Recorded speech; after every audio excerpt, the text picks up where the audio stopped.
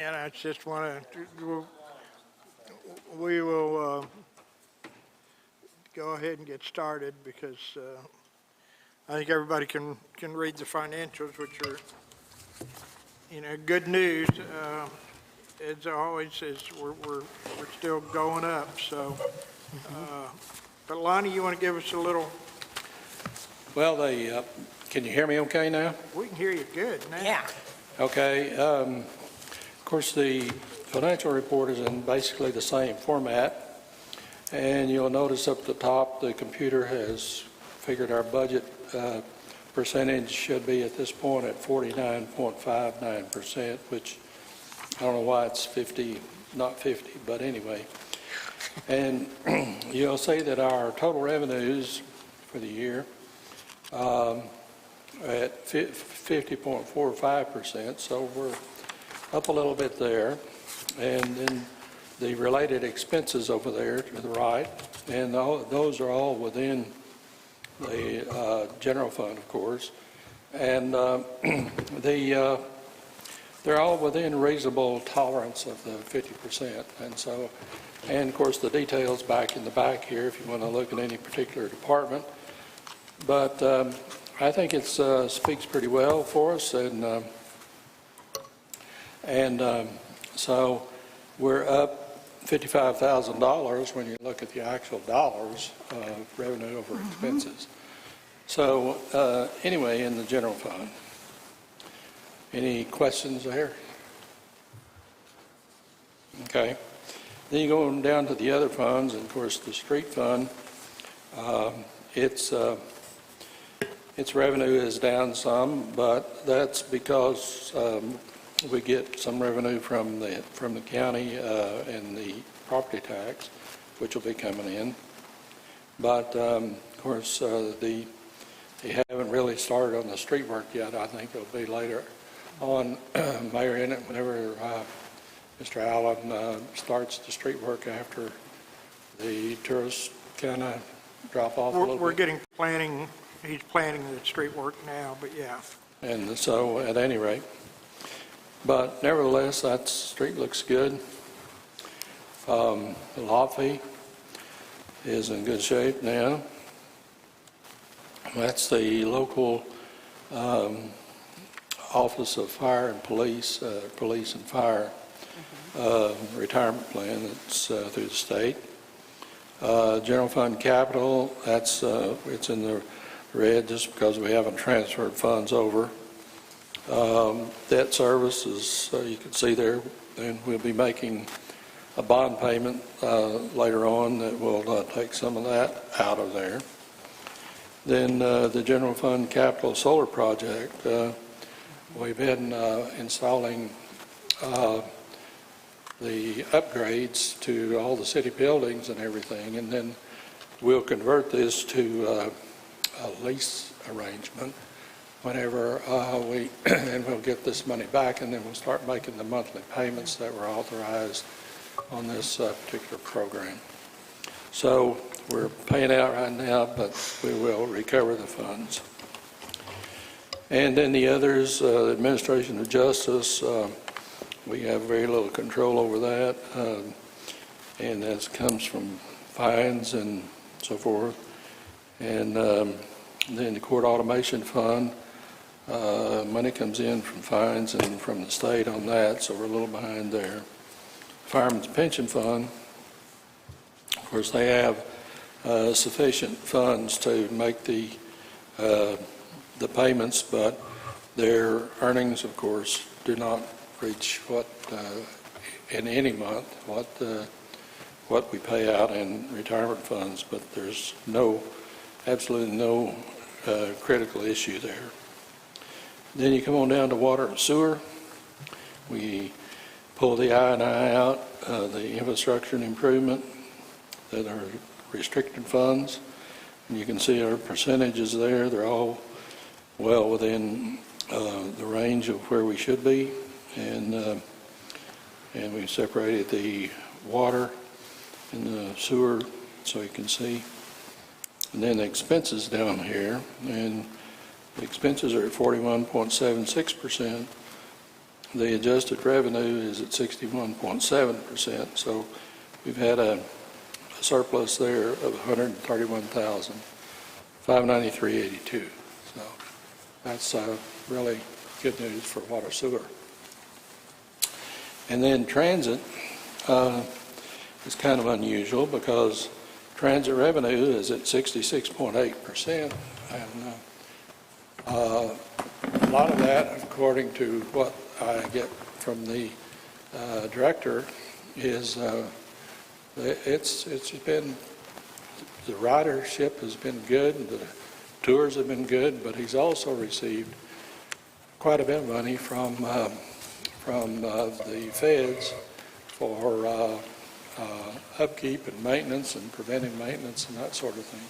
So that's included in there as well. Of course, he's at 52.44% because some of that he has spent for preventive maintenance and so forth and has submitted for payment. So anyway, there's $327,956.70 surplus there. So that's good overall in all funds. Revenues have been 54.24%, and expenditures have been 48.17%. So I think it's a pretty good month. Terry? So we pulled that out. We're, because transit money is transit money. We can't touch that for anything else. So we pulled that. City has, through all departments, excluding transit, about 470 surplus. That's for the year. Yes. Okay. And that does not reflect anything from last year's carryover, which was, if I remember, it was around 400 or something like that. Right. Yeah, I'm not included any carryover in there at this point. Okay. Okay, that's good. That's what I was just trying to clarify that for everybody. Okay. And then, of course, the exciting thing is what Ms. Green was talking about a few minutes ago before we actually went in the session in the sales tax report, which is the second page from the end. And if you look at that for a minute, everybody got it? Yeah. Next to the last page in the packet. Oh, yeah. I think it's the second largest in any month in 10 years. Only lost by about $1,800. Well, I didn't go back and look at the history when I prepared it Wait, this here's time. another one. But you know, it just amazes me on how well we're doing. And for comparison purposes, as I stated earlier, down at the bottom underneath the normal chart, I have made the comparison with 2019 because that's a more normal year. But if you'll look at 2020, you know, where we kind of hit the skids on the sales tax was in June, the 98,000. And that was, Mayor and I were talking about it earlier, kind of the turning point for us on people being in town was Memorial Day weekend, which is the last weekend of May. And that's reflected when you get on down into July and August of 2020 and on through the end of the year. And miraculously, we were only down, you know, 0.92% from 19. That just amazes me also. Yeah, that is amazing. The way we started out, or not the way we started out, but when we hit, you know, March, April, and May along in there, it was scary, I'll tell you for sure. Oh, very scary. But, you know, another thing that, as I've said before, we didn't have to lay anyone off. Everybody got a paycheck last year. And so we had to tighten the belt some, but Yeah. at any rate, it's been, I think, pretty miraculous. And Yeah. when you look at where we are year-to-date compared to 19, we're at 27.17%. I know. Isn't that something? That's just amazing. I think it is, quite Yeah. frankly. And, we've had no tax increases or anything. I mean, it's the same tax rate, Yeah. so, at any rate. Anyway, that's about all I have for you, except answering any questions that you might have. How much of it can we spend? You still need to watch it, I know, because I'm just teasing. we're not out of COVID yet, Just and I'm a little worried about the backlash here. We're hearing about at least. And Yeah, I am. we haven't experienced it, but that's not to say we won't. No, that's true. I like to see that water and sewer is holding its own. I was quite pleased when I ran those numbers, Harry. Yeah. And Did you- I think I saw in the newspaper the other day, we may be seeing an increase on Carol Boone to us on our cost here, if I remember correctly. Yeah, they have to upgrade. It's not, as far as I know, not happened yet, but I haven't received any notice of it anyway. But I think it was reported in the paper. They've been talking about that for a while, so they're going to give us an increase, I'm sure. So, Well, I just happened to see the paper that yeah. Madam Clerk brought in and had it underlined, and so. Did you want to say anything about that check that was confirmed today for, Not at this point, ARPA? because I have not personally confirmed that. oh, I had called about it, but I haven't personally checked to see if it's hit the account yet. So, that was on my list of things to do this afternoon, and I didn't make it. So, what else can I answer for you? The revenue, the tax revenue, I think indicates almost like a grand reopening of our town after it was closed down for so long.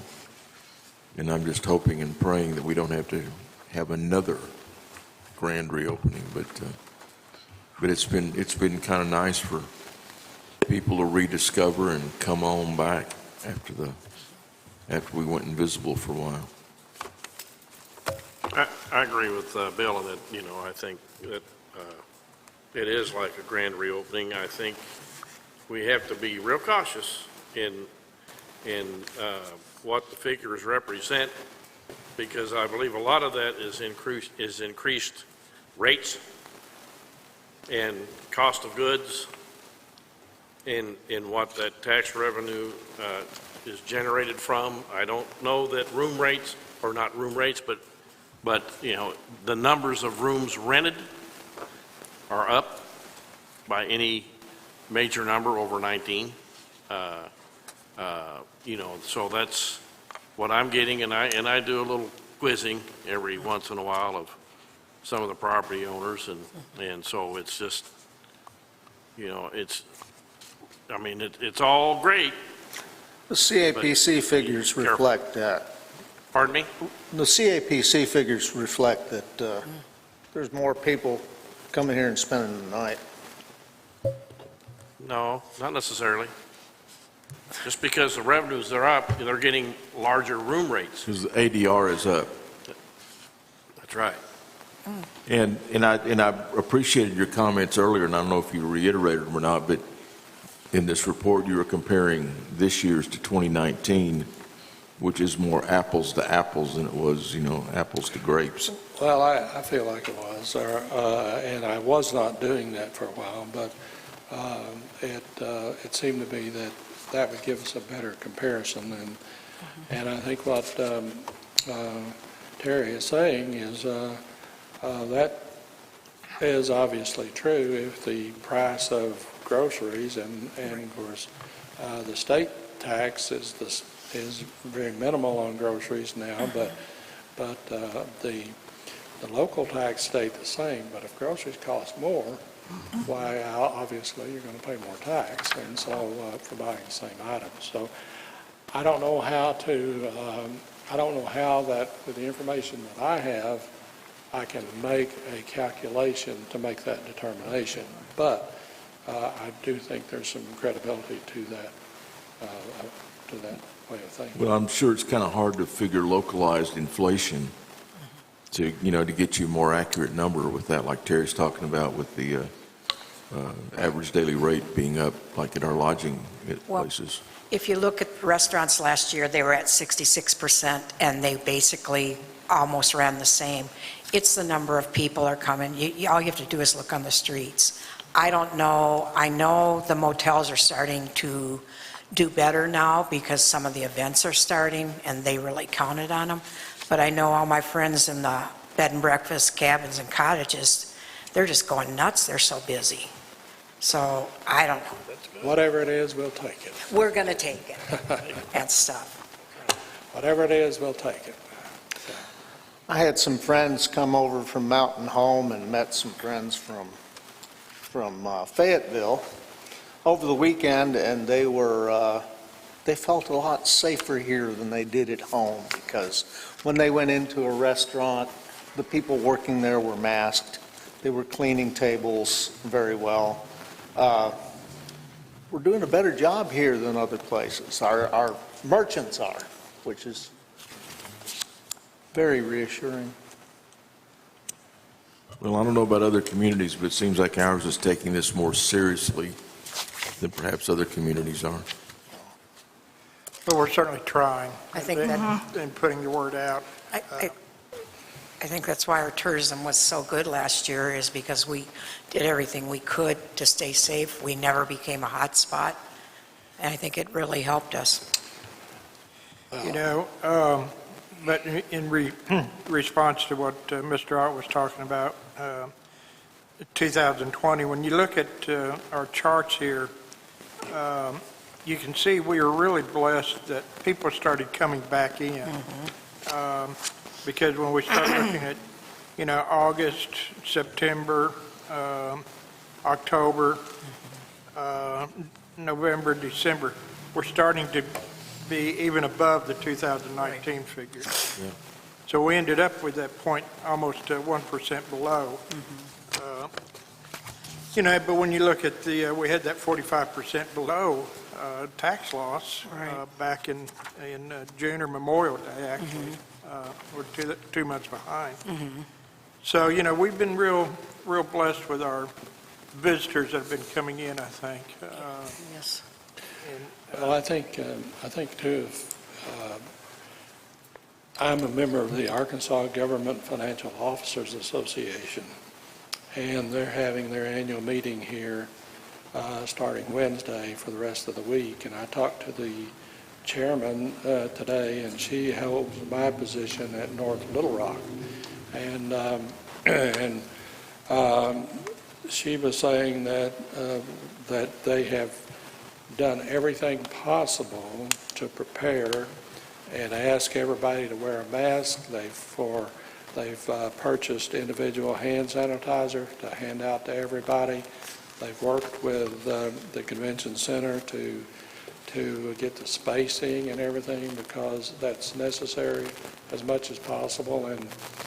And so, she was saying that what we don't need is for people to attend our meeting and, we have an epidemic of one of these other types of COVID virus. And so, anyway, so the groups are doing what they can as well when they come in, and I'm sure that the restaurants and the hotels and motels are doing the same to try to keep everybody safe and everything. So your point is well taken, Harry. People feel safe here. Yeah. up here. Okay, anything else? No, thank you. Glad to see you're back. Thank you, thank you. You're going to have to put up with me for a while, I guess, so. We didn't want to lose you anyway, but we're going to have a great party though. I referred to him before the meeting as the Michael Corleone in Godfather 3, you know. I keep trying to get out and you keep pulling me back in. Yeah, well, you know, you can, That's where the comparison stops, I just threw it there. well, okay, thank you. Y'all have a nice All right, evening. nobody has anything else? All right, we'll take a break until 6 o'clock and start our regular meeting. Thank you, Lonnie, we appreciate it very much. Okay, Thank you. all right, see y'all later.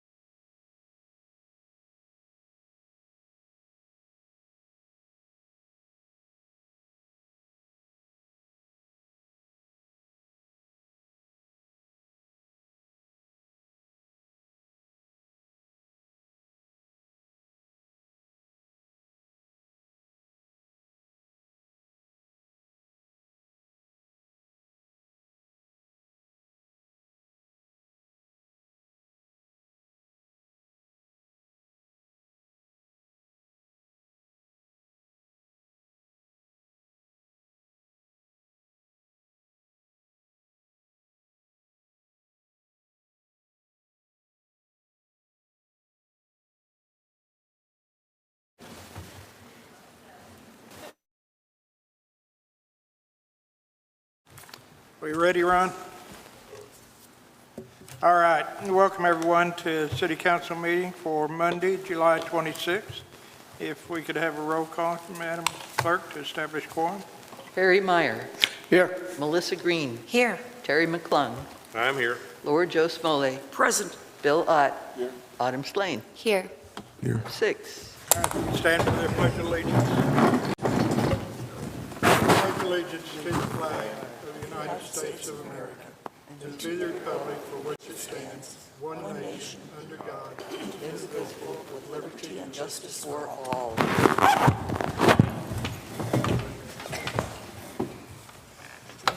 All right, get a motion to approve the agenda. I move that we approve the agenda. Second. I have a couple of items that need to address. Number one, under new business, we will not be needing to address the new finance director. Mr. Clark is still with us and is going to be remaining with us, Woo-hoo. so we can remove that from the agenda.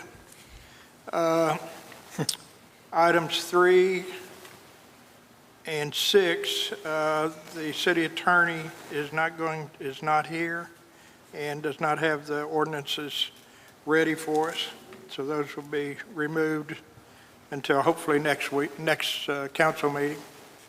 And item number 5, I would like to remove completely from the agenda. So move. Second. Any further discussion? All in favor, signify by saying aye. Aye. Any opposed? That's so moved. All right, get approval for the minutes for July 12th. I'll make a motion that we approve the minutes for July 12th, 2021. Do we have any additions, corrections? Hearing none, all those in favor of the minutes as submitted signify by saying aye. I didn't hear a second, did you? Yes, I did. I'll second it. I didn't remember who it was, but I did hear the second. Thank you. Thank you, Mr. Ott. Yes, sir. All right, so moved. All right, that brings us up to the commission committees. We do have a vacancy on the planning commission.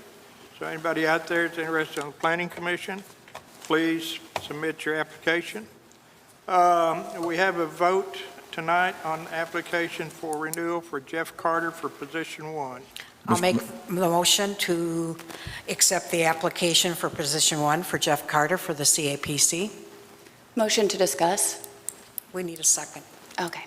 Second. Second. Mr. Mayor? Did I have a second? Yes? Okay. Mr. Ott? Mr. Mayor, I would move to table this due to the flux situation with the CAPC, with the lawsuits and the police investigations and the forensic audit of the website, questions about some commissioners' residency. It's kind of an estate. Mr. Ott, we don't need to, you just make the motion. I move that we table it Thank for you. those reasons, sir. All right. Do I have a second? I'll second that. Okay, we got a motion, a second to table it. Madam Clerk, can we have a roll call?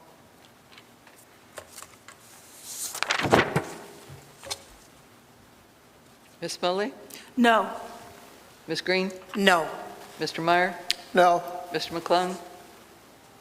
Yes. Ms. Slane? Yes. Mr. Ott? Yes. 3-3.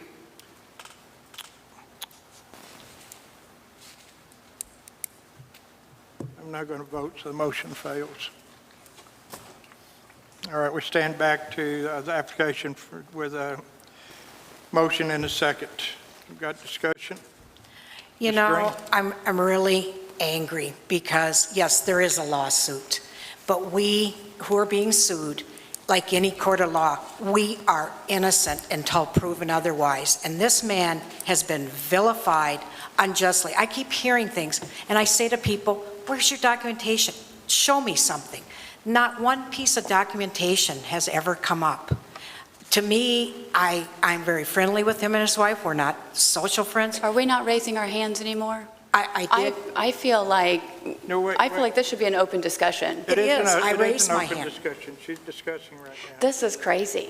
Well, This is Just a crazy. moment. Adam, I have the floor, You can have the please. floor. Yeah. And So, you guys can do what you want, but it really, really, really, to me, stinks. Ms. Smoley?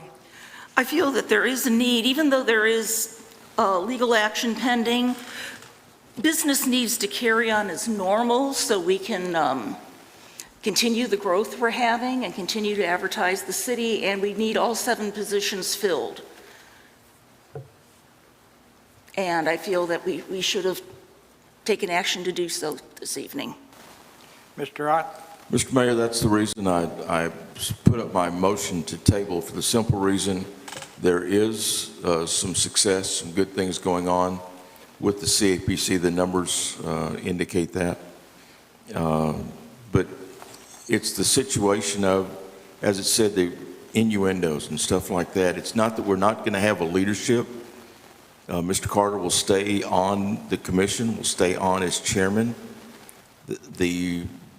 But the situation is, that was the reason I asked to table it, so we could get through all that, so all those unanswered questions, all those innuendos would die down, because there'd be finality on all these other items.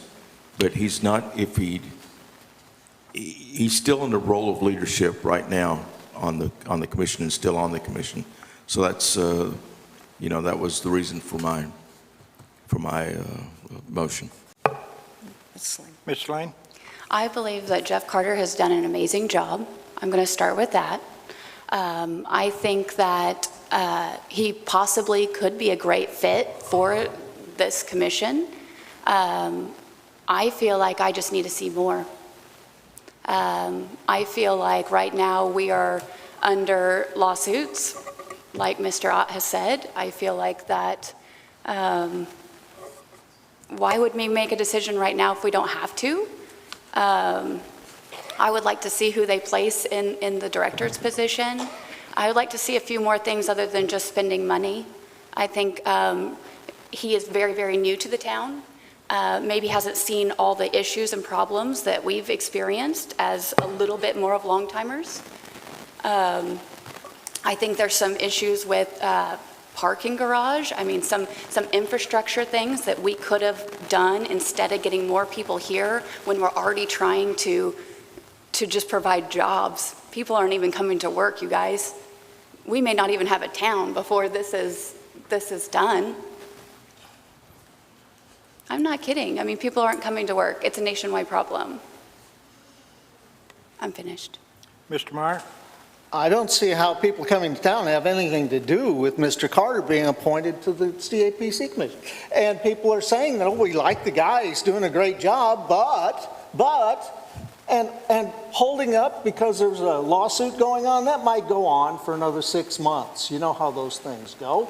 No, let's vote on this man. He's done a good job. The commission has decided that he's the one we want. This is just a rubber stamp, and you can't micromanage the CAPC. This is an independent commission. Mr. Ott? Just to say one thing, he will not be losing his leadership, he will not be losing his place if it had been waiting until where he could go ahead and move forward with a clean slate with no innuendos, as has been stated. And I just feel like it's unfortunate that he's there now with all this going on, but I'm just disappointed that we didn't hold off until everything was settled. Ms. Green? Well, anybody can file a lawsuit, maybe we'll file one next. But just to clear something up, Mr. Ott, Jeff is not our leader. He is the chair. The chair runs the meeting. There's no leadership there. The commission as a whole makes the decisions. He is a figurehead. I could be sitting there, and I still would not be in charge. So all we're doing is approving him as a commissioner. He runs our meetings. Yes, he is a liaison. That's who the public would call to bring information to us. That's it. He is not a leader. Mr. Meyer? And he has to be reappointed to the commission in order to be a member of the commission. No, he does not. Well, yeah, he can be, He can sit as long as till we nominate. but I think it's an insult. I do think it's too. an insult to the commission and to Jeff to do this sort of thing, to hold it off. Unless you've got a specific accusation, unless you can say this man has done something that is illegal or compromising, come out and say it. Don't just play this game. Mr. McClung? Call the question. Okay, got a question, call the question, do I have a second? I'll second that. All right, all in favor, signify by saying aye. Aye. Any opposed? Abstain? All right, so the question's been called. Motions to approve Mr. Carter for position 1. Go roll call. Mr. Ott, Abstain? Mr. McClung, No. Ms. Motley, Yes. Ms. Green, Yes. Ms. Lane, No. Mr. Meyer. Yes. 3, 2, 1. I'll vote yes. 4, 2, 1. All right, in your packet, there is the second quarter report for the CAPC for your review and digest. Also, the same goes true with the parks and the cemetery for their second quarter reports. We do still have a vacancy for parks in position 7. And in there, we have an application for Judy Holden on HDC. She was a former member of Right. HDC. I would like to make a motion that we accept the application for position 3 for Judy Holden. She did an incredible job and only quit when her daughter came to town to start fixing up a store, and it's nice to see her back. Second? Okay, got a motion and a second. Discussion? Hearing none, all those in favor of Judy Holden for position 3 in the HDC, signify by saying aye. Aye. Any opposed? All right. We have public comments. We have 3 minutes per speaker. Please limit your time, please.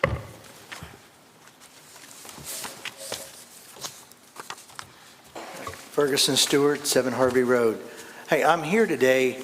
Last time I spoke with you, I talked about a lot of hats I wear. Well, one place I don't wear a hat is at my house. So I moved here in 2012. I actually had to run a fan in my bedroom to be able to fall asleep because it was too darn quiet. I couldn't stand it. Well, now I love the quiet, but I lost my quiet neighborhood. I've lost it. It's now a runway. I've got cars coming and going all times of night.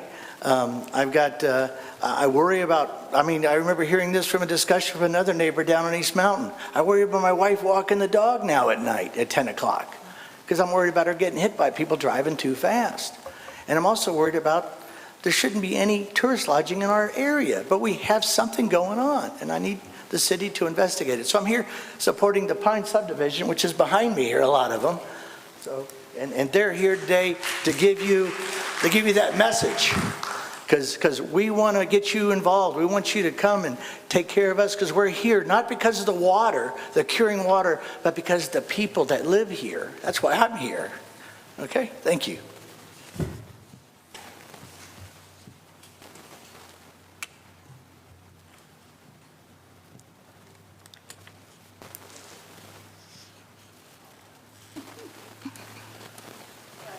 I am here to do my annual Eureka report that I've been doing for 10 years Do you now. want to state your name, please? Oh, Mickey Schneider. What, after 12 years, nobody knows me? Okay, we had this year now, of course, we had last year off, and that did hurt a lot for everybody. This year, we did a nice comeback, though. We had 407 competitors. 157 of them were women, 250 were men. 95% of them lived outside of the 726 zip code area. That's, that whole huge area. 174 of them were first-timers. Our oldest contender this year was 78 years old. And I almost had to help her walk the last block. It was unreal. The youngest was 6 years old. I think we beat 2019 on that one. Ages 49 and under, we had 248 contenders. Ages 50 and over, 159. Now, this is called the Eurekan because the full Eurekan, which was the original race, includes a 100-mile bicycle race in July, originally in August. When you see these guys cross the line, you just, oh my God, it's that kind of a reaction. We had 62 people compete in the full Eurekan. We started in 2019, so it's only been 1 year now, and this is our second year, what we called the half Eurekan. Because of the semi-demolishment of the Victoria Inn, which is where all the bicycle races start, we had to change it from that parking lot to the parking lot of the new high school. That meant a lot of changes in direction and stuff. So our 100-miler was actually 102 miles. The half Eurekan ended up being 64 miles instead of what would have been 62. Just so you know, so these guys really put out on that one.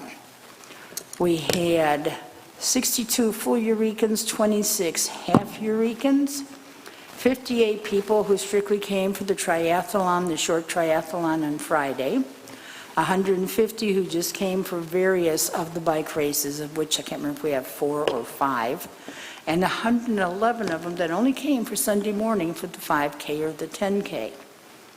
15 states participated this year, and that beats all the other years. 2019, we had 13. This time, we had 15. And that came from pretty far away. We had Colorado, Florida, New Jersey, the Carolinas. I mean, good grief. We did not have, can I finish my report?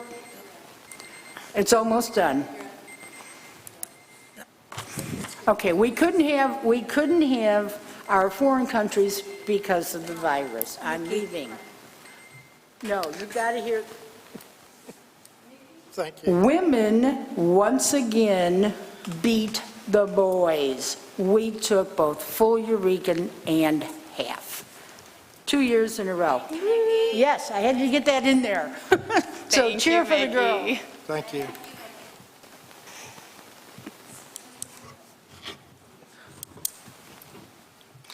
She's still Mickey. Hello, Council. My name is Steve Beecham. I live here in Eureka at 101 Owen Road. I'm here to ask Council to protect our residential neighborhoods from commercial encroachment. Specifically, I'm here to talk about the Pines subdivision. It's a pristine R1 subdivision in Eureka Springs with an established population. At number 3 Huckleberry Lane, a house applied for a CUP to open tourist lodging. That CUP was rejected. The house then set about advertising on Facebook and on Airbnb for tourist lodging. In spite of that, they were sent a letter, I think, by a code enforcement officer. As far as we know, nothing has happened.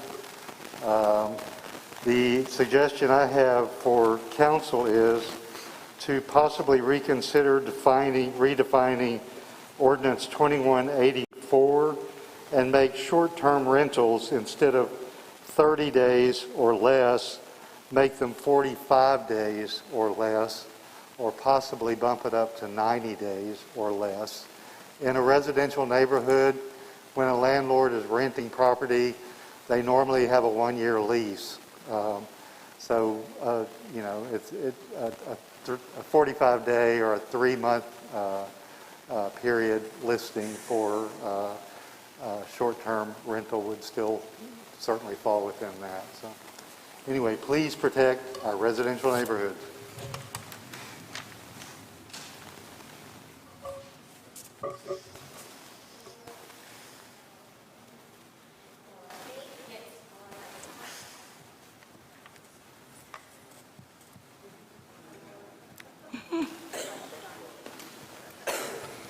Hello, Mayor Barry and council people. I'm here to say first, I hope Eureka... Would you Oh, my state your name's name? Laura Covington. Thank you. I'm hoping Eureka's going to mask up and everyone's going to get the vaccine. But I'm in favor of the 6-month moratorium in our neighborhood, and I'm totally against Airbnbs, and I'm against what's happening on 120 Oak Ridge. The name of this, which is not an Airbnb, it's called Travelers Helping Travelers. It's on Facebook, and it is a hitchhiking, let's band together, free housing next door to my friend who had to put in a security camera.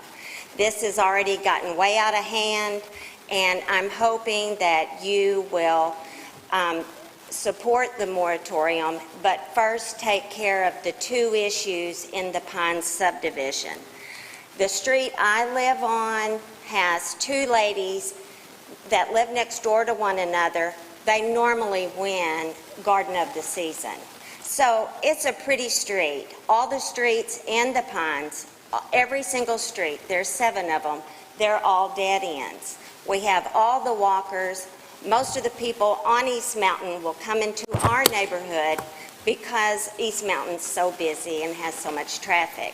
So I hope that you will support us and the neighbors, and just know that another neighbor on Cedar Lane may put their home up for sale just because of this problem. I find it pretty sad. Thank you.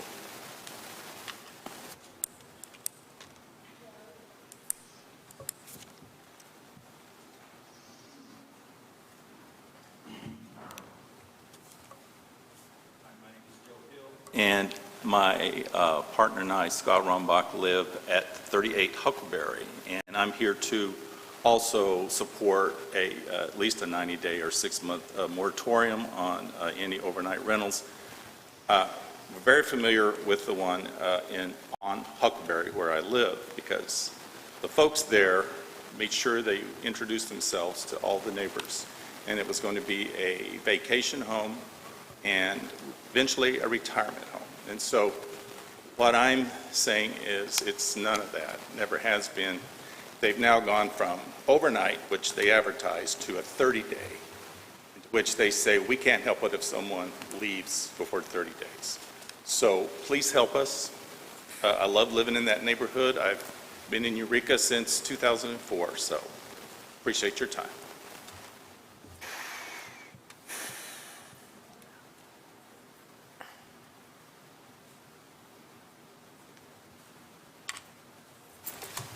Hello, I'm Melinda Large.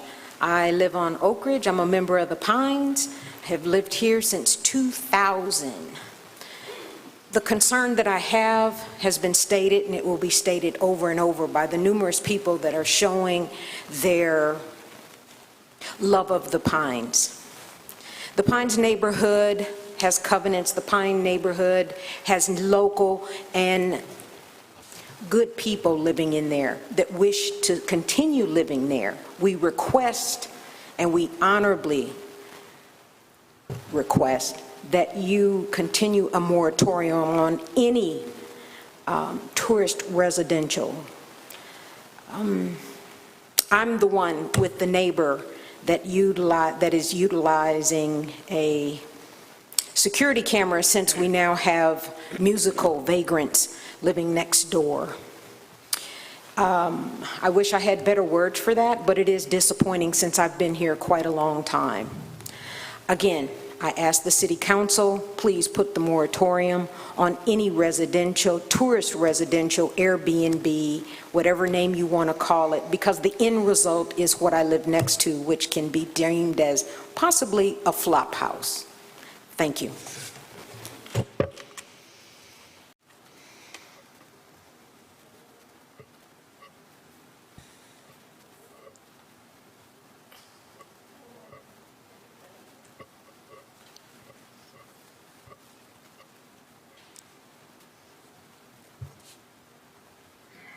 Good evening. I'm Margie Bullock, live on Oak Ridge Drive.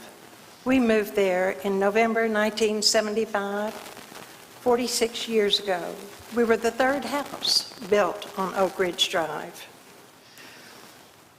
The founder of the Pines, Mrs. Joyce Harvey, was our friend, and it was her intent with the Code of Restrictive Covenants that the Pines would remain a perpetual nice neighborhood in Eureka Springs. I have emailed this letter to you, so it is a part, and I'll paraphrase so that you can go back and read what you care to of it. But we are concerned about our lovely neighborhood, and we do want it to continue that way. The operating without a business license and permits in Eureka Springs and collecting revenues and not paying sales tax collections, ignoring trash accumulation, avoiding building health and safety inspections on a commercial property located in a residential neighborhood are deep concerns of our neighborhood, and that's the way it has become. By allowing apartment and overnight rentals, Airbnb, and housing rentals, it devalues the permanent residence property values that we have invested in for many years. Your consideration for all these problems that we're seeing would be greatly appreciated. Thank you.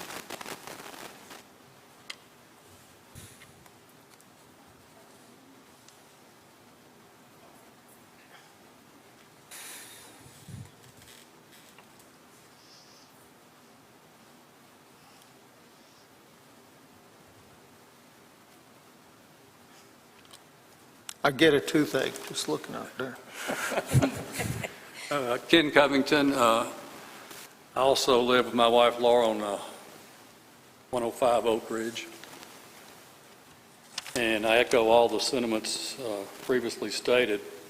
I will say that in Melinda's case and Susan's case, they live right across the street and right next door to this, I'll call it nightly lodging, for lack of a better term.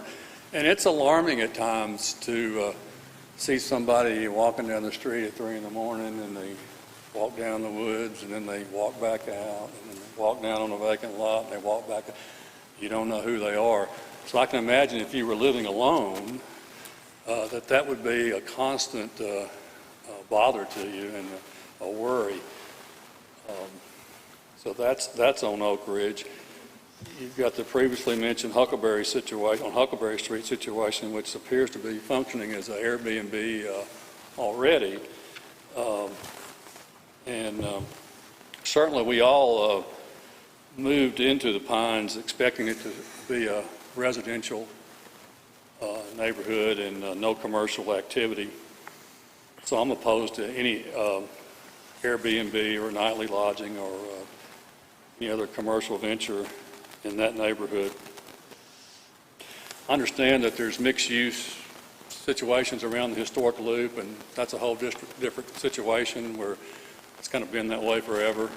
And I think when you move in there, you kind of know what you're getting. You know, you got motels and churches and restaurants and houses all mixed in together, and that's very obvious when you move there that you're kind of moving into at a minimum, a light commercial situation. So in that regard, I would state that once you approve any conditional use permits in a neighborhood, I think it's really difficult not to approve the next one. So you get one, two, you know, how can you tell the next guy he can't have one? So I'll end with the fact that we're all in favor of the 6-month moratorium just to allow you to take some time and look at this issue, and hopefully you'll agree with us that some people deserve and have the right to have their neighborhood stay as they thought it was going to be when they moved there. Appreciate your time.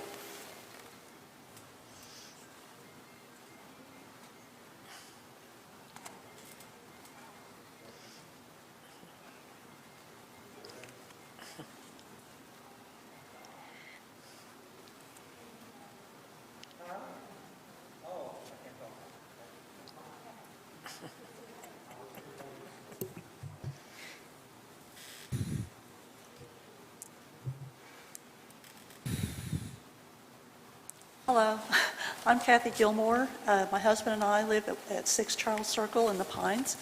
I don't have a lot to add, what everybody has so eloquently already said. I do want to say that I love my neighborhood. I don't want it to change. I am very much in favor of the 6-month moratorium on any nightly lodging. And I am against, of course, having an Airbnb in the area.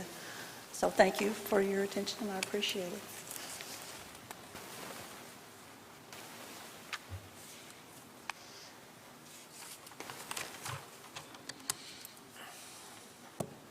Hello, I'm David Bashirs. I live at 1 Charles Circle in the Pines.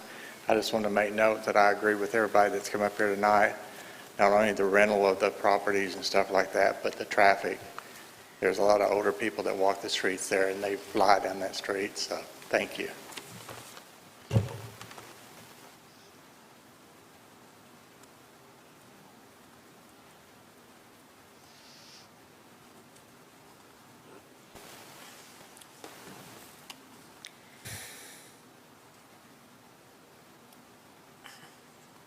My name's Anna Lux. My family moved here in 1963. I've lived in the Pines subdivision for 3 years, but in high school I also spent time because one of my classmates lived in the Pines. I graduated from Eureka Springs High School in 1983. We moved to the Pines because it's a pristine, quiet residential neighborhood. It has changed in the last 3 years. I echo all the sentiments that were mentioned by my neighbors. I ask for the city's support in protecting our residential neighborhood. We are a neighborhood of dog walkers. We are a community of all ages. We have mamas with newborn babies. We have elderly. We are outdoor enthusiasts. We have noticed cars speeding through the neighborhood. I have seen these cars go to the property at 3 Huckleberry. The lodging business that was mentioned, I am against any lodging or boarding business in our neighborhood, whether it be on Oak Ridge or Huckleberry. I am in support of the 6-month moratorium on additional conditional use permits, and I am asking the city to enforce the denial of the conditional use permit and Ordinance 2184 in relation to the property at 3 Huckleberry that is still advertising today on Facebook as a 30-day lodging business and on Airbnb. Thank you.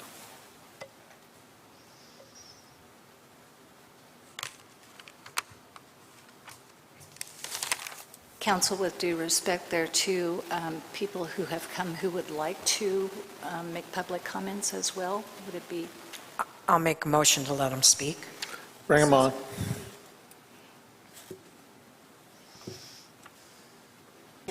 I'm Susan Brashears. My husband and I, Doug Brashears, we've lived in Eureka Springs for 30 years at the same residence on 4 Cedar Lane. We also own 2 lots to protect our property, which are on Huckleberry, right across from the lot of question at 3 Huckleberry.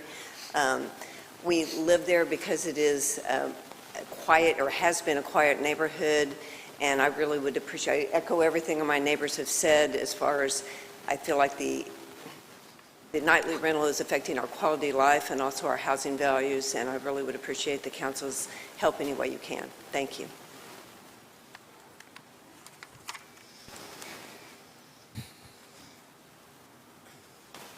My name is Dee Rude. I was a resident of the Pines for many years. Now I'm just a citizen of Eureka Springs. And so I'm going to echo everything everybody else said. But, you know, I've lived here for 10 years, and this whole thing on nightly lodging goes round and round and round and round. Study groups, commissions, recommendations, delays, new ordinances. People, it's time for the crap to stop, okay? We got a very clear case on these 2 properties in the Pines where at least one of them went through a CUP process, was rejected, and now this property owner is basically violating the law right under your noses. Right under your noses.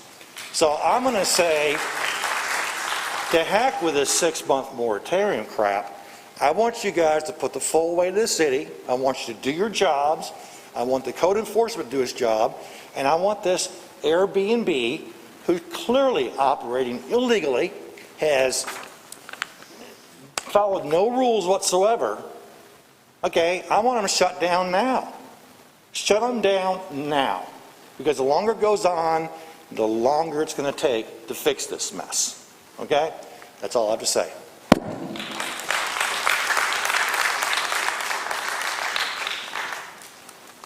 Is that it?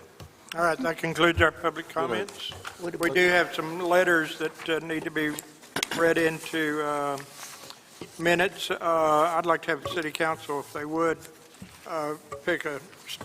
read the letters into the council, read into the minutes, please. I'll be happy to start that off. All right. Including Margie's? I think Margie's already commented most of hers, and so, yep. Okay, we'll take that out. So there should be 4. Okay. This one is by Marvin Eugene, parentheses, Gene Pierce.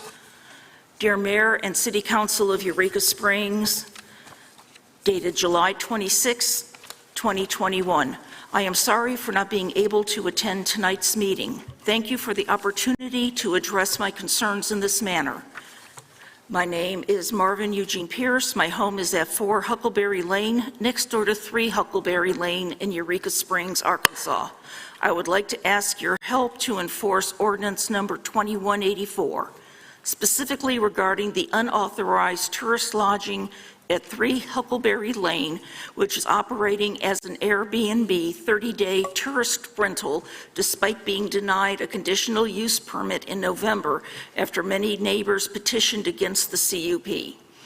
Because the owners of 3 Huckleberry Lane ignored the city's decision to deny a CUP and began renting to tourists through Airbnb and Yahoo anyway, on June 21st, 2021, Bobby Ray sent a letter to the owners reminding them that their activity is illegal. He instructed them to please cease advertising and operating this unlawful business immediately and avoid the fines and court costs associated with these violations. Yet they continue to ignore the city's decisions and are still advertising and renting through Airbnb to this day. They call the property Whitetail Retreat. Attached is a screenshot of the Airbnb ad. Section 1 of Ordinance 2184 states that henceforth it shall be a misdemeanor to rent property as a dwelling within any residential zone within the city of Eureka Springs, punishable by a fine of up to $500 per violation for a period of 30 days or less. Each day of any rental of 30 days or less shall be considered a separate offense. To send a message to these owners as well as to future owners who might consider this activity for their own homes going forward, I would ask the mayor and council to enforce the fines in the ordinance. The property is being advertised on Airbnb and Yahoo at $80 per day for a 30-day rental. A minimum of an $80 per day fine should send the right message. The city is in need of housing for people who work here. These residential homes being turned into illegal tourist rentals are causing an even greater shortage of housing for the people who live and work in Eureka Springs, and it needs to stop. I first learned about the 3 Huckleberry Lane's owners' attempt and subsequent denial to get a conditional use permit after the fact. While canvassing the neighborhood trying to get support for a CUP, the 3 Huckleberry's owners stopped to talk to my long-term tenant. When my tenant informed them she was a tenant and not the owner, they told her not to worry because they had already contacted me about their request for the variance. This was untrue. The owners of 3 Huckleberry Lane have never contacted me about anything. It appears to be one of many deceptive statements by these owners to the neighbors and neighboring property owners. If I had known, I would also have voiced my concerns with the rest of my neighbors at that time and in the following petition submitted more recently. We'll be moving back in my 4 Huckleberry Lane home very soon and hope that the city is able to put some teeth behind its ordinance to help keep our neighborhoods as neighborhoods meant for single-family dwellings. We would all like to avoid the continuing unneighborly, disruptive, and dangerous activities that my tenant and neighbors have been reporting to me about the Airbnb guests at 3 Huckleberry Lane. Thank you for your time and consideration and action. I'll read one, Mayor, if you want me to. Sure, thank you. To whom it may concern, my name is Maureen Gorman. I'm a 78-year-old widow that resides at 5 Oak Ridge Drive in Eureka Springs.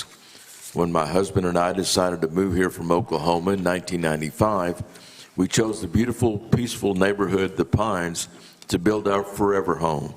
We believe strongly in the covenants that were in place to assure us a peaceful neighborhood to spend our retirement years. I don't think there was a prettier or more convenient place in town, and I know for a fact that the ones who have lived here many years are the best neighbors anyone could have. Now, I no longer know everyone that speeds up and down the street like it's a racetrack at all hours, not respectful of the peace and quiet it should be. Those of us who have followed the covenants that were established should not be subject to what is happening now. There would be no one who would approve a conditional use permit. There would be no one, and there should be no Airbnbs as well. I realize that Eureka, being a tourist-drawn town, is enjoyed by many, but not to take over an established neighborhood of those of us who made a choice to reside here.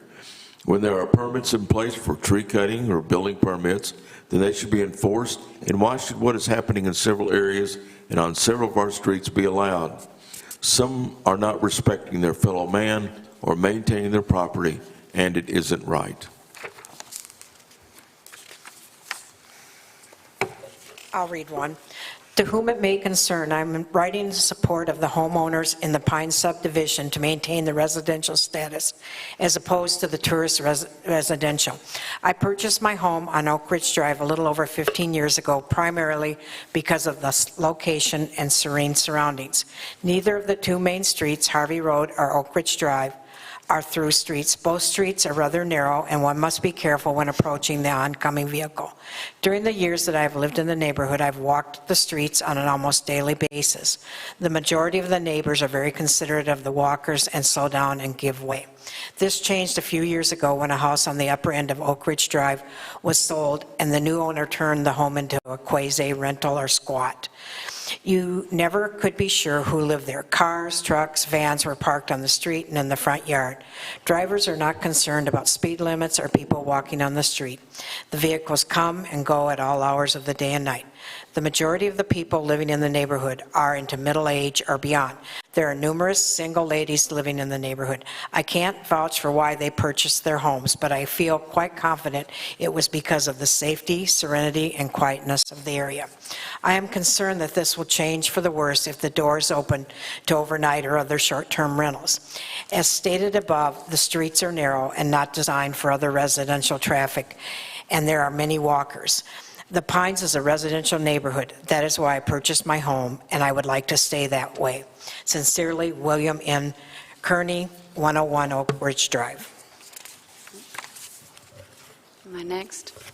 Please be advised that Doug Reed and Ann Reed wish to keep our Pines neighborhood residential. We do not want to see any tourist business in our neighborhood. Thank you for your consideration, Ann Reed and Doug Reed. All right, thank you, everybody, for reading those into the record. That concludes public comments at this point. That goes into our unfinished business, which will be item number 1, discussion of the Flint Douglas intersection. Get a motion to discuss. Motion to discuss, please.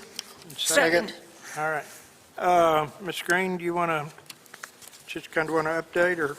I don't really have any updates other than how many speed tables are you putting in that area? We're putting in 5 speed tables, but this is. Right. We still haven't completed, we have not been able to find the surveys for anything around Grand Central. Okay. What I see, I've never had a problem there. I think you've gotten some really good markings and some good signage, and I think we should continue with good signage. And maybe, I don't know what to do other than just really good signage. We have put up some signage going up the road on the pavement. We got a big stop sign up there at the intersection now, and we're going to be putting up some more visible signs too. Okay. So I will send you all that information here. I thought I had already, but I may not have. But I'll send you the location of the speed ramps. Okay. All right. Thank Mr. Ott? A couple of questions. One, are the funds for the speed tables and the signage and stuff, does that come out of the street fund Yes, budget? it does. Yep. Okay, would that also include the painting of the speed and the signs and the yields and the stops on the street that we talked about? Okay, is there anything to report on that? Just what I said. Okay, but is there anything painted on the streets yet? Yes, yes, there is. Good, thank you. Yeah. Anybody else? Mr. Myers? We still considering a stop sign at the top of Flint? You know, the police chief really recommends that's not a good idea. There's a lot of confusion in through there, so we've got the stop sign painted up there where the other one is coming north. Steel, yeah. Off Steel, right. But the other way, it's really confusing. He recommends it's not a safe thing to do. Well, people coming up Flint to come around that corner are always coming into the middle of crossing the center line, and that's why a stop sign would help. I know the mirror's there, but they don't seem to look at the mirror very much. So, all right, anybody else? Mr. Ott? Question, do we have any way to judge if these methods are helping or working or anything? Not really. We look at Pine Street. Oh, I know that one. We actually had to put up signs. The one that was on the road didn't seem to do as much until we put up more vertical signs. Yes, sir. That one on the side, painted on the road, didn't quite do the job. The ones on the street, though, have faded, so we need to touch those up. Yeah. Anyway. All right, anybody else? All right, that takes us back to ordinance 2308, Juneteenth holiday for second reading. Get a motion to... I move that we suspend the rules and place ordinance 2308 on its second reading by title only. Second. Should we have a motion to discuss first? Is kind of jumping the gun? Or Well, we can discuss it now. I mean, it's just because we had the motion in second, so now we can have discussion. Okay. Mr. McClung? Sure. I just want to say that I have no problems with the federal government and what they did with the holiday of Juneteenth. I think it's a great thing, and I think that we've kind of overdone it here at the City Council, that a simple moratorium written in support of that federal holiday would have been sufficient instead of doing an ordinance, and so I'll probably be voting against it. Anybody else? Mr. Ott? Well, as I stated last week, or last meeting when we talked about this is a good way for Eureka Springs to show its affirmation of this federal holiday. I mean, it's kind of like chicken soup when you got a cold. It couldn't hurt. So I think we can go ahead and accept this ordinance and let it be a finite sign, a manifestation of our affirmation of this national holiday. I'm in favor of the motion. Anyone else? Mr. Mayor? Mr. Smoley? I have a question. Will this be a paid holiday? Yes. Okay, thank you. All right, anybody else? Mr. Meyer? I go along with Mr. Ott. I think this is something we get visitors of all color here, and we want to make sure to make them feel welcome. Ready? And anybody else? All right, hearing none, we'll do a roll call. Ms. Green? Yes. Mr. Ott? Aye. Mr. Meyer? Yes. Ms. Lane? Yes. Ms. Moley? Yes. Mr. McClung? Nope. 5-1.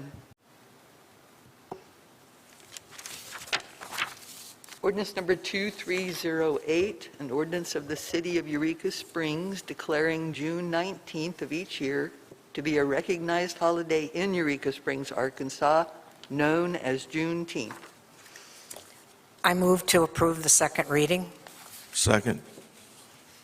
Discussion? Hearing none, all in favor, signify by saying aye. Aye. Aye. Any opposed? No. Okay. I'd like to go ahead because I do think it's very important too. I move to suspend the rules and place ordinance 2308 on its third reading by title only. Second.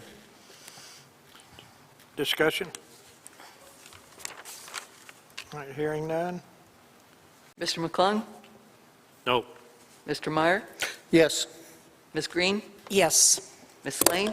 Yes. Mr. Ott? Aye. Ms. Mole? Yes. 5-1. I move to approve the ordinance on its third reading. Second. Discussion? Hearing none? Ms. Mole? Yes. Ms. Green? Yes. Mr. Meyer? Yes. Mr. McClung? No. Ms. Lane? Yes. Mr. Ott? Aye.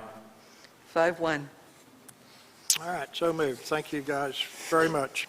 That brings us up to our second item of new business, or our first item, actually, number 2 now, is recommendation from the Planning Commission for the moratorium on tourist lodging in R2 and R3.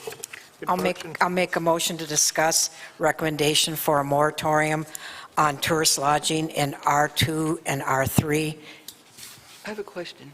What? Do you have a distinct memory of this actually having been read, this title being read for the third time? Yes. Okay. Did you want me to clarify that, Ann? What you just proposed? Yeah. I know it was a little bit different motion than the planning one. Excellent. Okay. All right, What- backing up one. Yeah, I'd like to amend it. When I made the motion in planning, I said all new CUPs. I should have meant all new CUPs for tourist lodging. Is that what you're referring? It's okay. I'm with you. All right, so, all right, we had a motion and a second. I got lost here. Second. All right. Discussion? I want to read this from the Planning Commission. I think y'all have it on your packet. But Planning Commission unanimously voted to request the City Council to put a 6-month moratorium on tourist lodging in R2 and R3 during their last meeting. They'd appreciate it if we'd put this on the agenda for the next City Council meeting. And actually, same thing with the boarding houses it's talked about. No new CUPs in there. So, Mr. Ott? Question. I kind of agree about, I agree with the moratorium and all that, but are we just kicking this can down the road, or do we need to say, let's take action on this? If we kick it down the road 6 months, are we going to be able to do finite action between now and that 6-month period? No, I think we have to do this first. We have to take action too. Ms. Smoley? Can we go ahead and have the presentation by Ann Salee? Sure. Before we have the discussion? Yeah. Oh, thank you for having me tonight. Yes, this is something that actually the Planning Commission has been thinking about for some time, doing a study on tourist lodging. And unfortunately, this situation came to light. So we did meet requesting a moratorium. As most of you know, new tourist lodging has not been allowed in R1 since 2001. That doesn't mean we don't have illegal tourist lodging, which we are addressing. But we do need to do some research. Some of the things that the research does show us is that Airbnb does have an impact on housing prices and rents. The impact is stronger in areas with fewer owner-occupiers, such as vacation destination towns. Airbnb contributes to an increase in the supply of short-term rentals while decreasing the long-term supply of rentals. I think over the next 6 months or less, the Planning Commission could do a good study and come back and make a recommendation of what we think that the city needs to do. Thank you, Ann. Thanks, Ann. Ms. Green?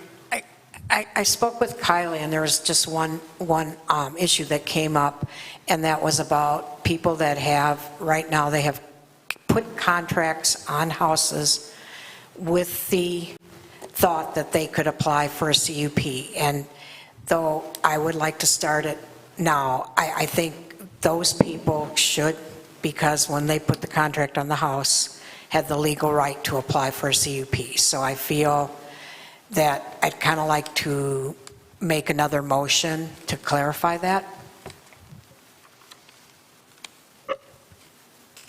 Ms. Smoley? Mr. Mayor, I would like to propose that we make it a 9-month moratorium simply because of experience as we deal with other people, perhaps from outside the city, for information regarding this. It never runs on schedule. So I feel a 9-month would give more than sufficient time. Okay. Are you, Mr. McClung?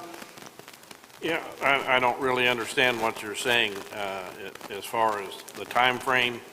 I mean, what are you going to make a deadline for people to have contracts submitted No, before if such they, and such? if or- the moratorium starts at midnight tonight, if they had a contract before midnight, then I think by law, they have the right to apply. I have no problem with that. I think we need to clarify the deadline. Yes, yes, absolutely. That's why I brought it up. Mr. Ott? Do we need to get that, I mean, that sounds good and it seems fair, but is that something that our city attorney should decide rather than we here at this table? I'm not sure what your question, Well, besides which. the question is if the moratorium, if someone purchases and Ms. Green, let me know if I'm stating what you said correctly. If the people have purchased a home with intent for, overnight lodging at that property that they purchased before midnight tonight, does that grandfather them in to be able to do that? Or is that kind of decision that has to be made by our city attorney?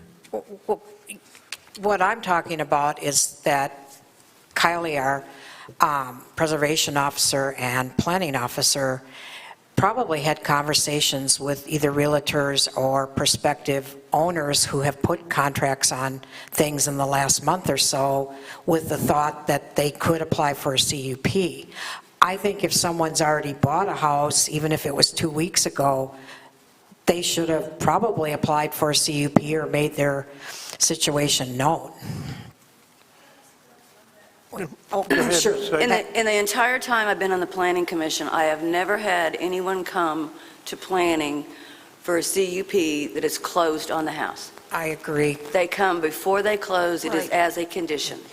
If they don't. Kylie's here. Could Kylie come up for a moment? Kylie, are you still here? No. She is. Oh, there she is.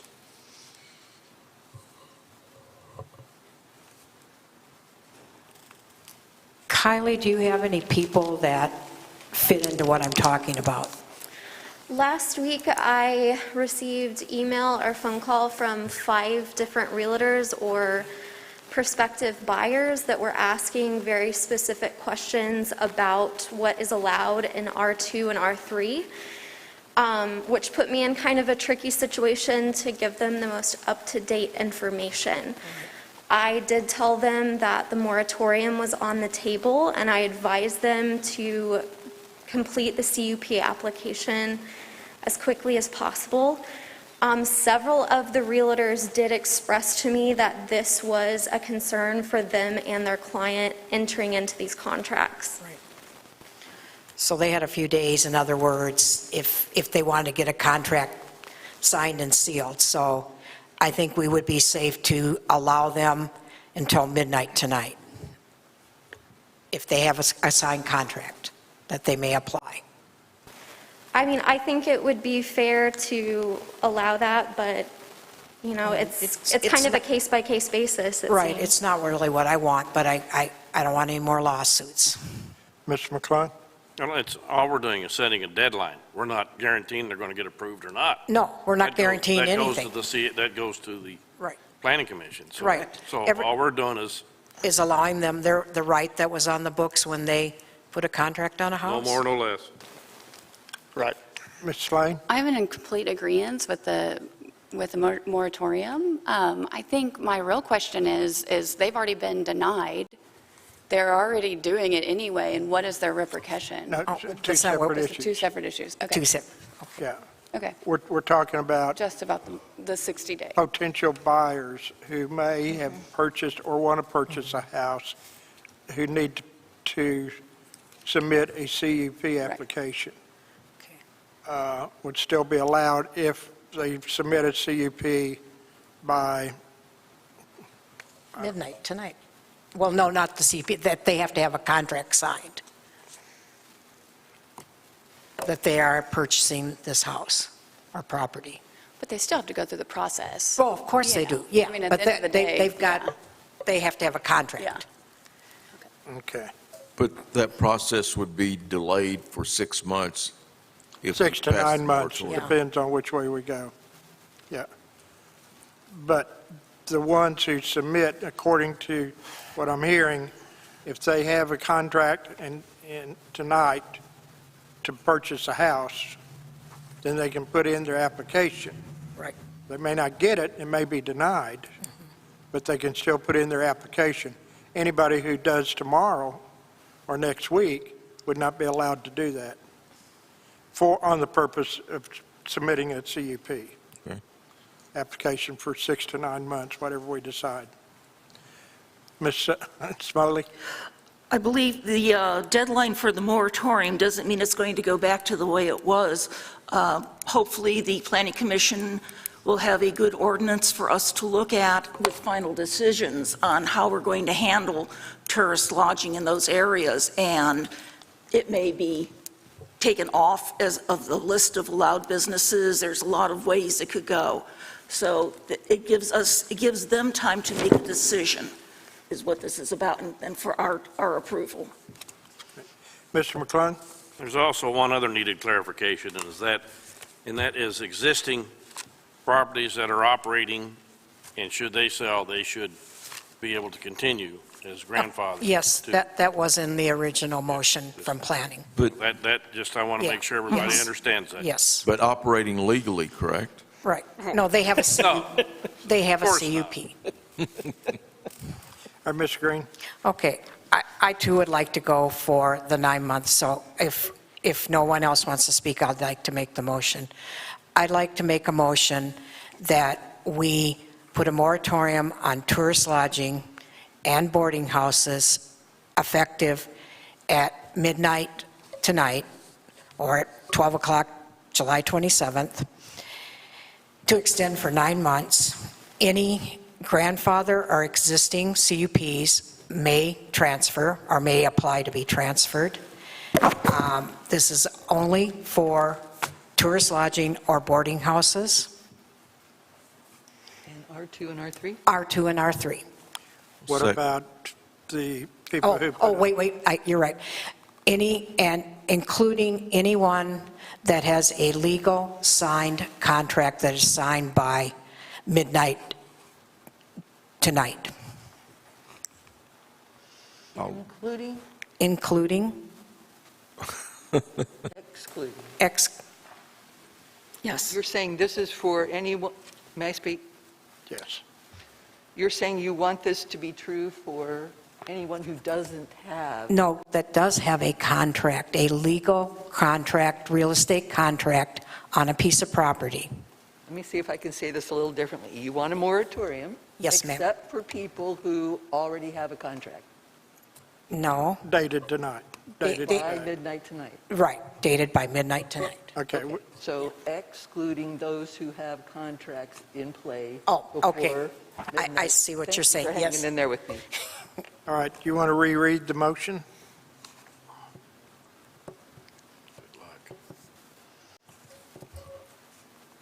Ms. Green called for a 6-month moratorium on Nine. tourist. 9 months. 9 months. Oh, you're right, it is 9 months, thank you. I even have 9 months. On tourist lodging and boarding houses, CUPs may transfer, and this applies to R2 and R3, excluding those who have contracts in play prior to midnight tonight. Does that sound right? No, Rick, can you read that again, please? Contracts. And please read that again.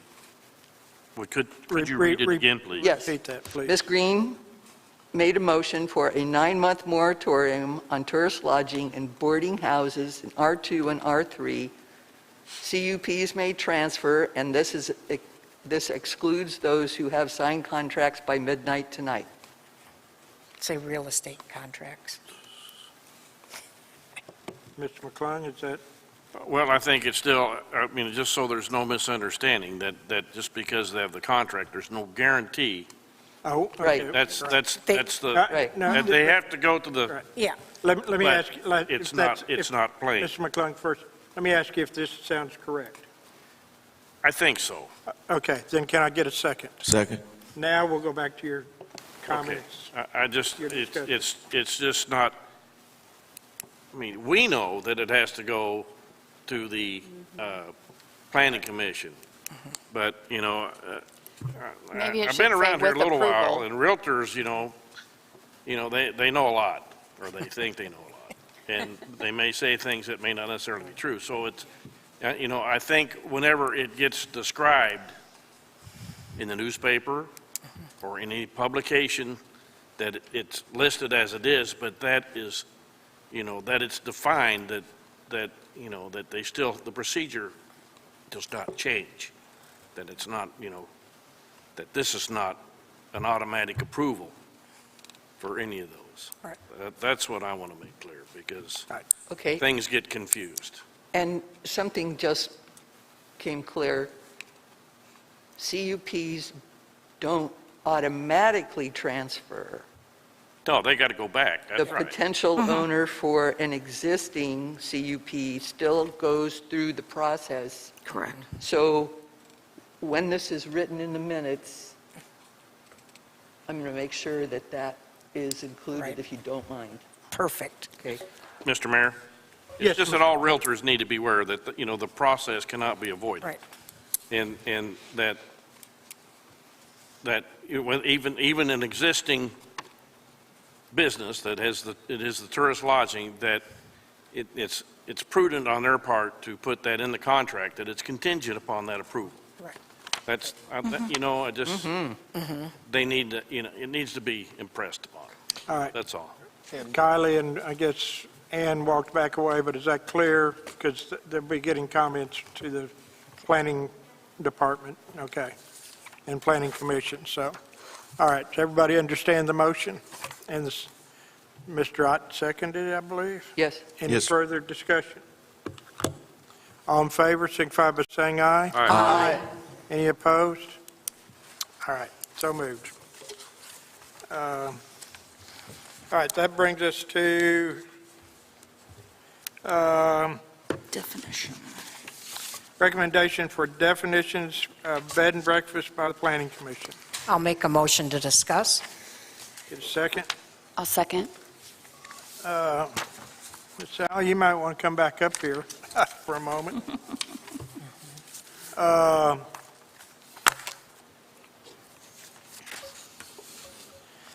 In your packet, the recommendations from the Planning Commission are italicized for the changes under the use conditions applying to specific uses.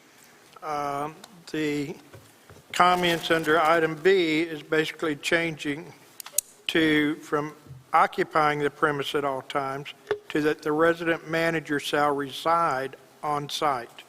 The owner or resident manager contact information must be certified each year when the business license is renewed. Off-street parking for B&B guests and manager must be provided and utilized. And then the second portion of that, under definitions for the B&B, is that the word under of which is occupied is stricken, and it says an owner or manager lives in, and the word on-site is stricken. So the sentence reads, a dwelling or area containing one or more structures, at least one of which is an owner or manager who lives in, where for compensation, lodging, meals are provided. So, got comments, Ms. Green? I think Mr. McClung wants to discuss. I was going to make a motion. Oh, okay, Mr. McClung? Oh, all I want to say is that I hope for Ann Sally's sake that this is the last time we ever have to talk about this. We all do. I'll make a motion that we accept the new recommendations for the definitions of the B&Bs. Second. Okay, discussion? Looks good to me. Will this have to be changed by ordinance? Yes, Thank you. yes, we will have the city attorney change this by ordinance and bring it back to the city council for... Do I need that in my reading. motion? No. Okay. What was your motion? I'm sorry. I'm just That I recommend that we accept the planning commission's definitions. Okay, and you might say and forward it on to the city attorney. And forward it on to a city attorney for an ordinance. Yeah, all I right. will agree with that with my second. All right, further discussion? Ms. Lane? I just have one question, just kind of to everybody. Why are we still putting reside on site? Because the reason for that, Autumn, is now bed and breakfast is a home-based business. The person's supposed to live there. And it got to where they started treating it like tourist lodging, like, oh, I only have to be there when it's open. And that's the problems one of the many problems we're having. So we're clearing that up.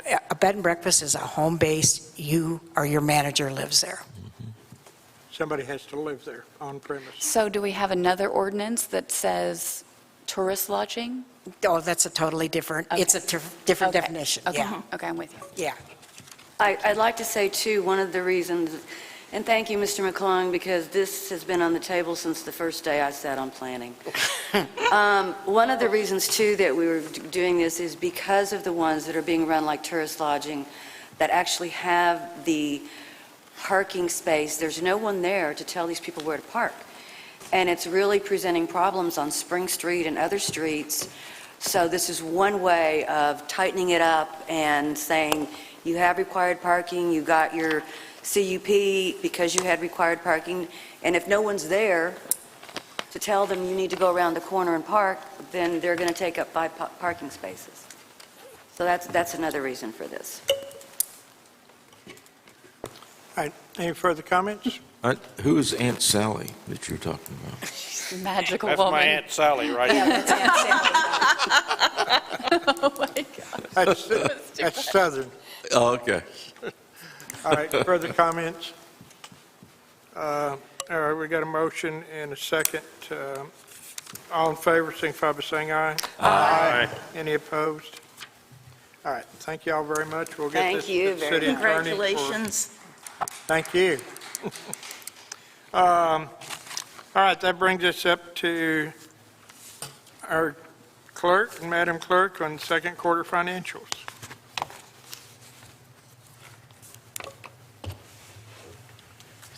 For the end of June, we have 4 of the 5 elements for the quarterly report. We have receipts, payroll, the check register, we have the long-term liabilities that you saw earlier this evening.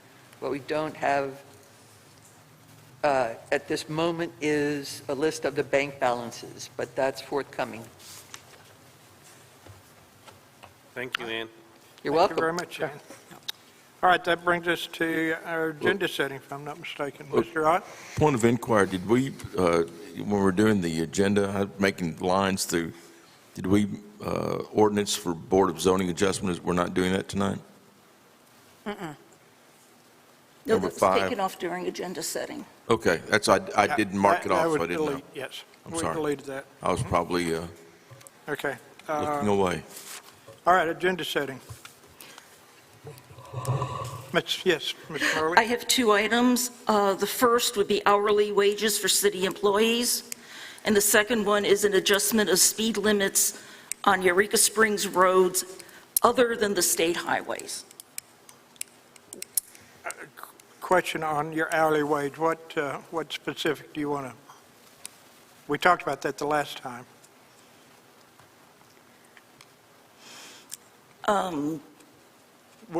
Everybody's up, I think the minimum is $14 an hour. Is that where we're starting Right. employees now at 14? Correct. Okay, I thought we were still at 11. No. Okay, I wasn't aware that there had been adjustment. Thank you very much. I think what would clear up Actually- some of this would maybe be a list for us. We can, Mr. McClung? I've heard some discussion around town about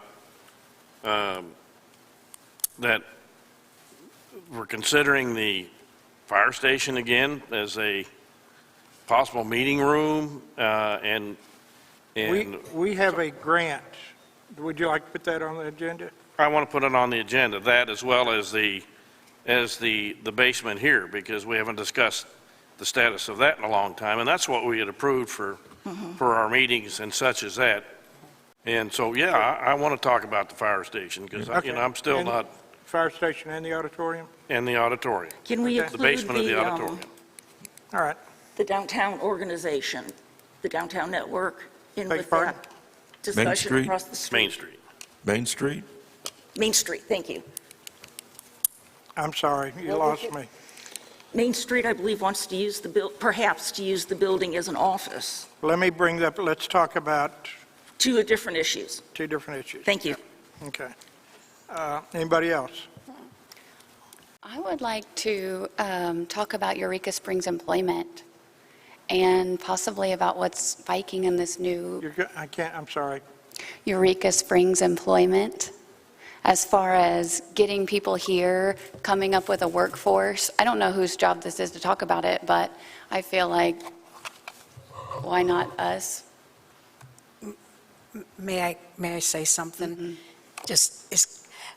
I can't go because I'm going to be at the CAPC meeting. Autumn, I would truly, the library is having a thing at 6 o'clock on the 28th. Okay. That's going to start addressing, housing and workers. I saw this. Yes. Okay. So please. Okay. Yeah. I was going to tell you that in closing comments. Okay. Thank you. Are we keeping this on?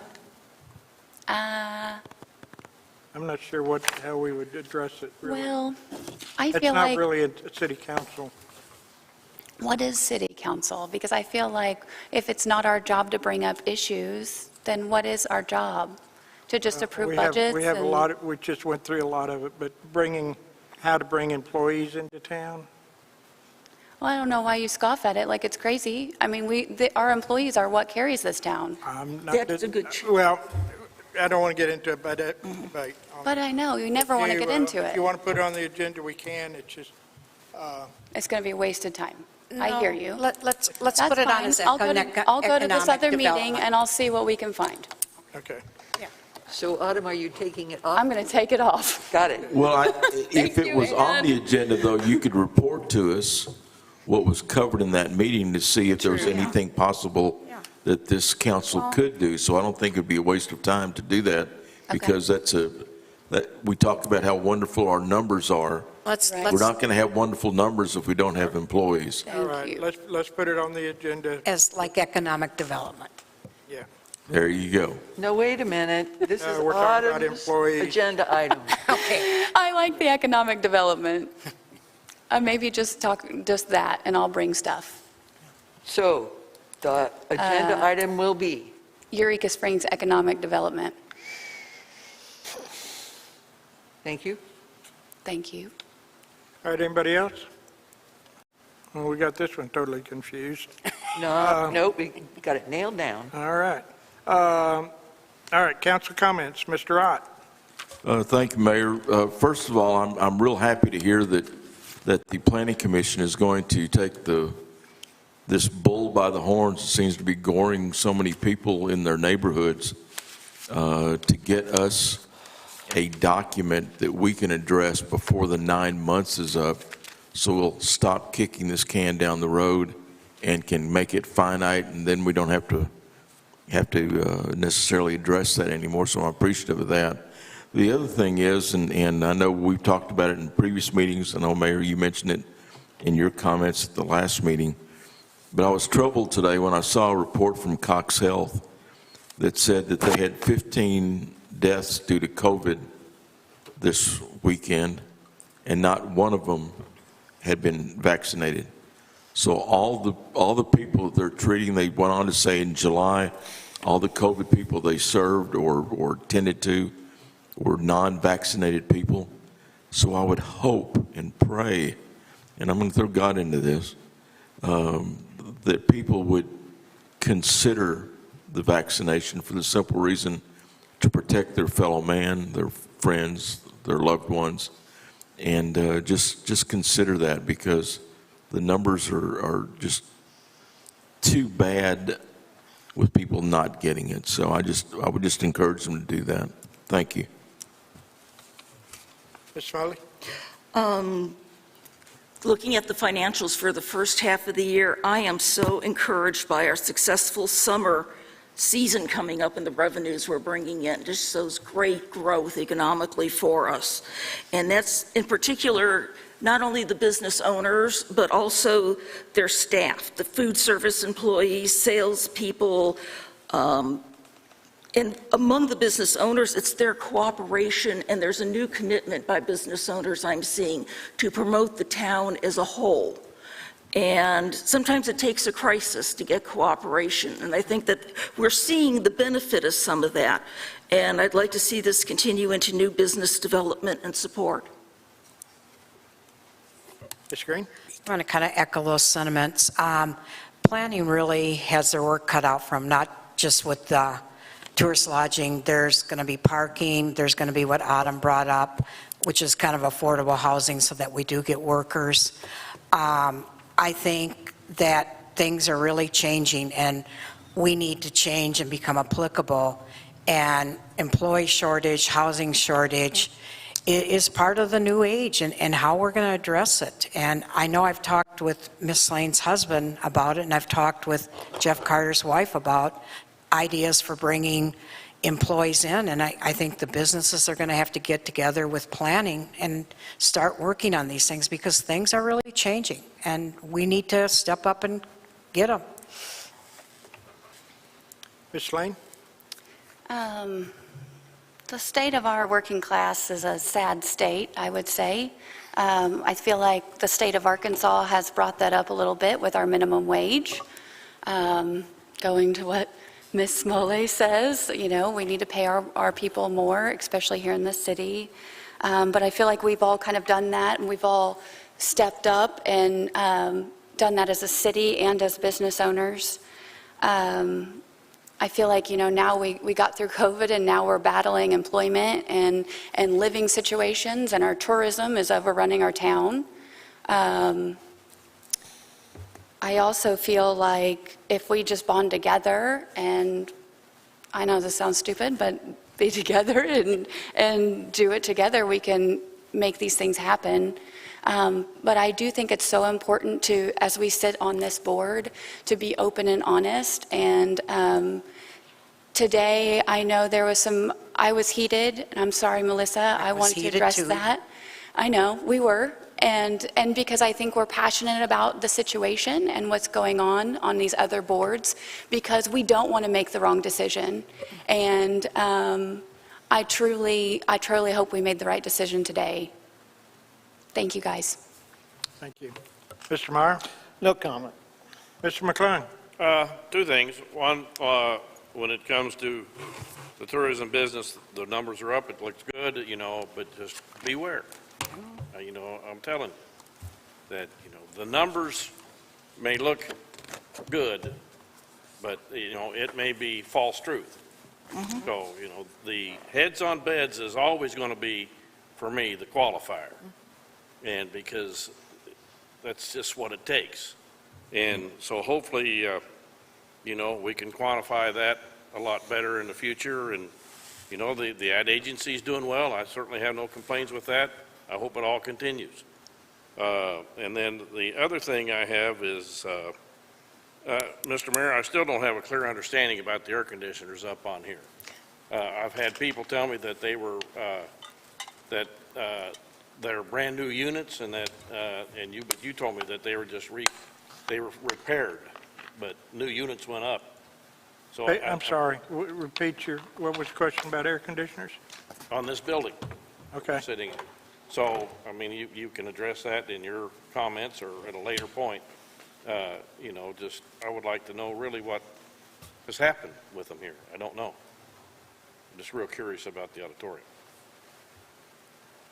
Okay. About those repairs. Unless I'm totally mistaken, part of our cost was purchasing 2 units up on the roof. The units down below are not being repaired or replaced.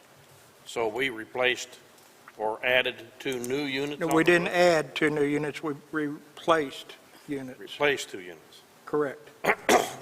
We don't do that stuff by bid anymore. like We did, used this to, is and- bidding by group. It's like we hired it out on a lease basis, and so we're actually not bidding those.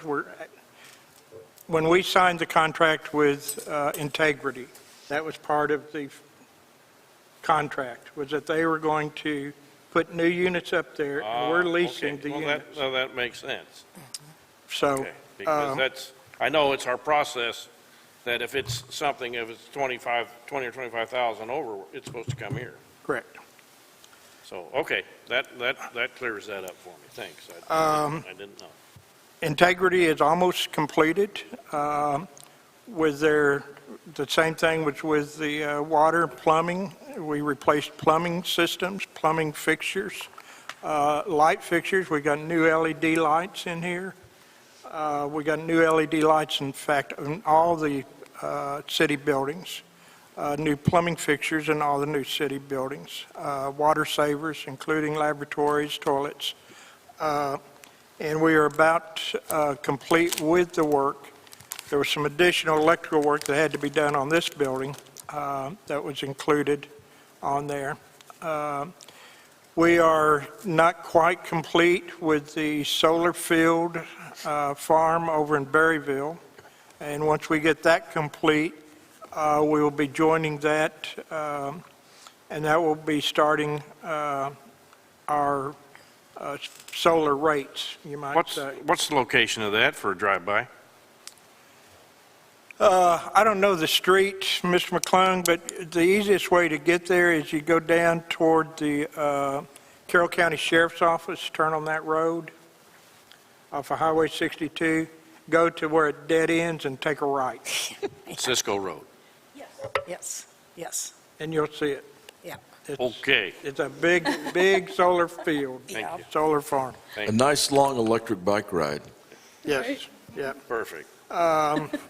You charge up when you get. So, yeah, and so we should be able to start seeing the end of our progress with that, which I'm real excited over. Integrity has done a great job. So the other things I would like to mention, and Mr. Ott touched on it a little bit, our legislators in the last legislative session made it basically illegal for the city any city government entity to have a mask mandate or vaccination mandate. We cannot require people to have vaccinations or wear masks in city buildings, government buildings. I had a comment last week from somebody who said that the city hasn't said anything about the COVID going on, and I said, well, at every council meeting, I make a comment about, please get vaccinated, wear your mask. The COVID virus is still going up. And it seems like some of the newspapers don't report what the mayor says in the mayor's comments. So I hope they will report this, because the COVID is still out there. It's still coming up. Yesterday, there was over 2,000 people that was infected with COVID. If you have your shot, doesn't mean that you won't get it, but it's going to mean that you probably won't end up in the hospital and you won't die. There's no guarantees, of course, but if you get your vaccination, and Arkansas right now is still, I want to say, under 40% vaccination rate. We are one of the, I think, Mississippi may be below us in having a worse vaccination rate. So it is so important for the people in Eureka Springs to get their vaccinations. We still have them at our hospitals. We still can get them anywhere. But please, it's going to come to the point. The other thing I would like to mention is that even though the city cannot make a mask mandate, that doesn't prevent the businesses from requiring masks to be worn in their businesses. If you feel strongly about it, go ahead and start putting up the signs again saying masks may be required to enter the premise, or limit the number of people, whatever you feel comfortable with. I think most of the people come to Eureka Springs because they feel safe. And this is one of the things we saw when last year, and I think that was one of the reasons our sales taxes were up so high, was people felt safe here. So again, I think it's important for us to know and to let the businesses know that we support you in requiring a mask being worn if this is what you want. It's unfortunate we can't require it, and we can't require it in public buildings, but that doesn't stop you from doing it yourself. Anyway, it's so important for us to be that because, like Mr. McClung said, I'm afraid of what can happen. I mean, we're showing a good surplus right now, but it won't take much for us to go back down. And once again, if it gets going, we could be seeing some pretty drastic sales tax losses from people not coming anymore. So please take care of yourself, get vaccinated, get a mask, wear your mask if you're in private, in a large group of people in a private enclosed space, and stay separation. It's still going back to the same things we tried to do before. And so, other than that, I'll take a motion to adjourn. So moved. Second, all in favor? Aye. Thank you all.